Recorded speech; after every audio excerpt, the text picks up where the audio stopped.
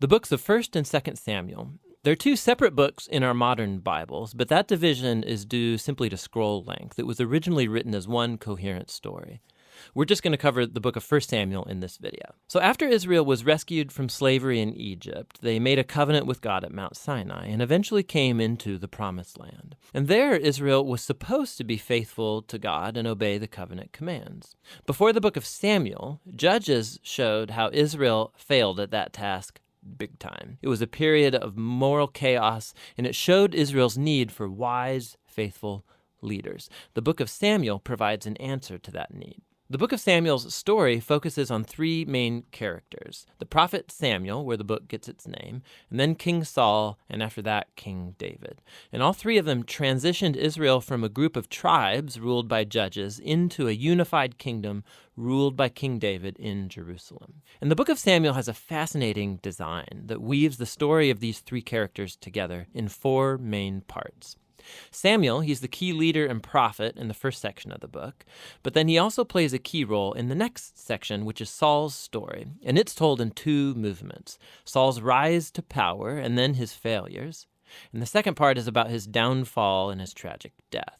And then the drama of Saul's demise is matched by David's exciting rise to power.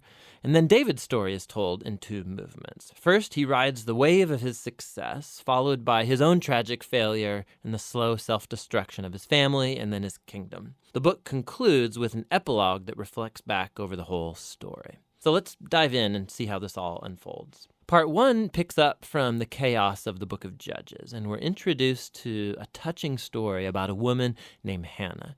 And she's grieved because she has never been able to have children. And by God's grace, she finally has a son named Samuel. And in joy, she sings this amazing poem in chapter 2. And the poem is all about how God opposes the proud and exalts the humble, about how despite tragedies and human evil, God is working out his purposes in history. And also it's about how God will one day raise up an anointed king for his people. Now, Hannah's poem has been placed here at the beginning of the book to introduce these key themes that we're going to see throughout the whole story, like the next one. Samuel grows up and becomes a great prophet and leader for the people of Israel, at the same time that the Philistines rise to power as Israel's arch nemesis.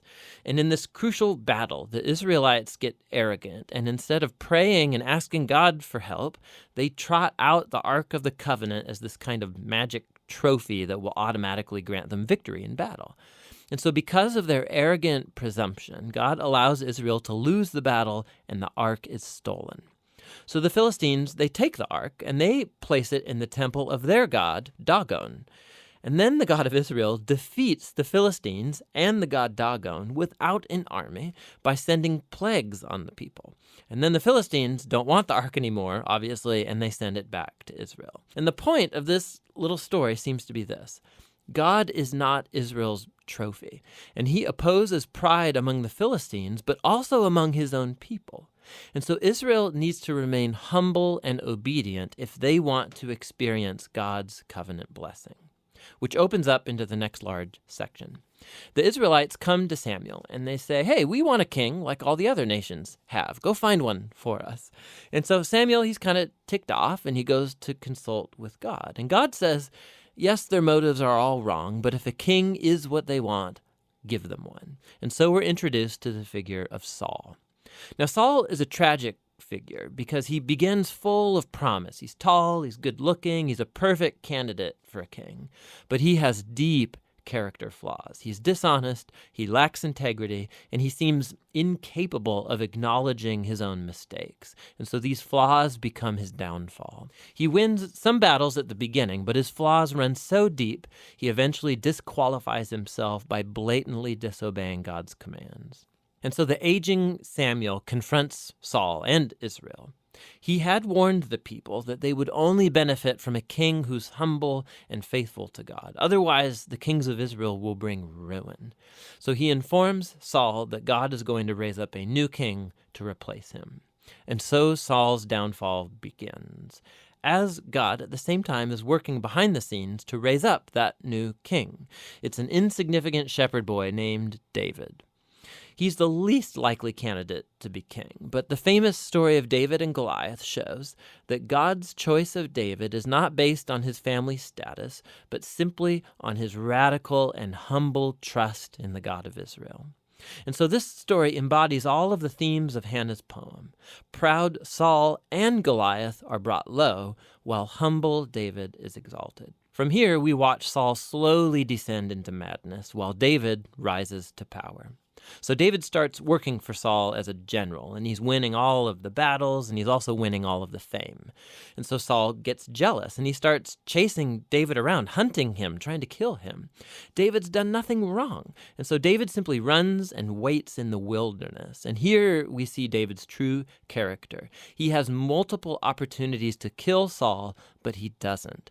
He simply trusts that despite Saul's evil, God will raise up a king for his people. What's interesting, too, is that many of the poems of David that you find in the book of Psalms are linked to this very period of his life, and they all express the same attitude of trust. And so this section of the book ends with Saul coming to a grisly death after losing a battle with the Philistines. 1 Samuel tells some of the most intricate, well-told stories you find anywhere in the Bible, and the characters Saul and David, they're portrayed very realistically. And the author's putting them forward as character studies so that you can find yourself in them. So in Saul's story, we see a warning. It's crucial that we reflect on our own character flaws and how they harm us and other people. And with God's help, we need to humble ourselves and deal with our dark side so that Saul's story doesn't become ours. David, on the other hand, is presented as an example of patience and trust in God's timing in our lives. And so he's running in the wilderness, being chased by Saul. David had every reason to think that God had abandoned him, but that's not what he thinks. And so David's story encourages us to trust that despite human evil, God is working out his purposes to oppose the proud and to exalt the humble. And that's what 1 Samuel is all about.